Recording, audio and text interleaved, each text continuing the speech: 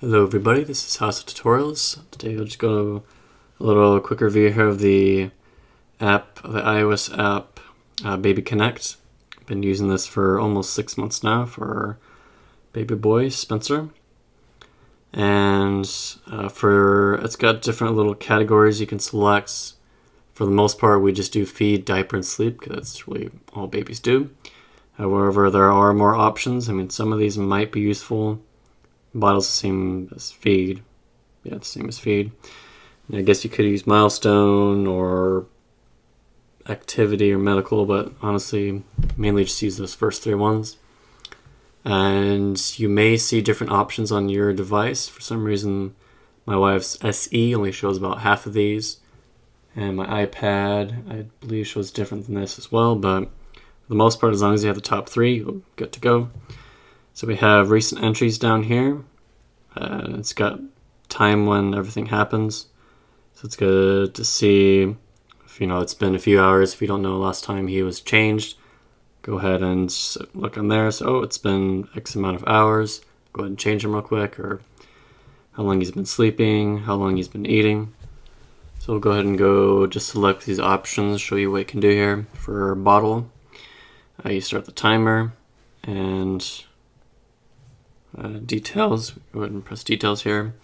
How many ounces, contents formula, I guess if you have other stuff you want to select there. Oops, but didn't just mess something up. Okay, no. So once he's ready to go, you just save it and you start going. I think I'm messing up here. But you can just go ahead and delete these. Wife won't be too happy.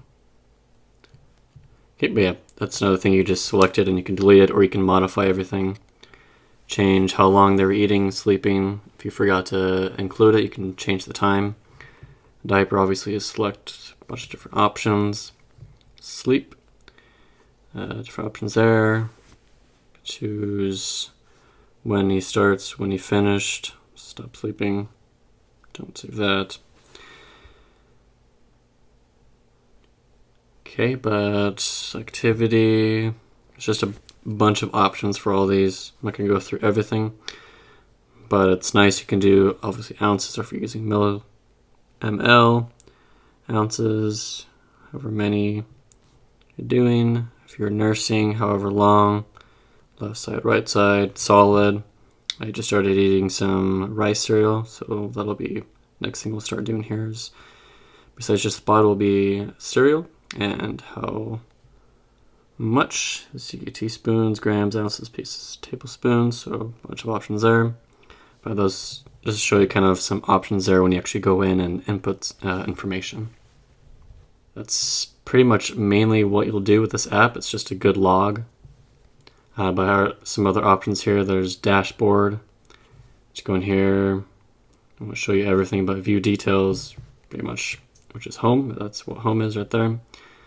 List entries is just a bigger view of just the list. Graphs, this is where it gets pretty cool with the app. So you can kind of see his sleep over several days, or you can go by week or by month. You go by week or month here. September, obviously, I didn't get as much sleep as a newborn. Trying to get used to having a new baby. But it goes up and down a little bit, but for the most part, it's pretty much the same. The Christmas weekend, it might have been a little bit less or a little bit more with all the crazy kids making noise, so we didn't sleep as much, for example. Or diapers, how many diapers.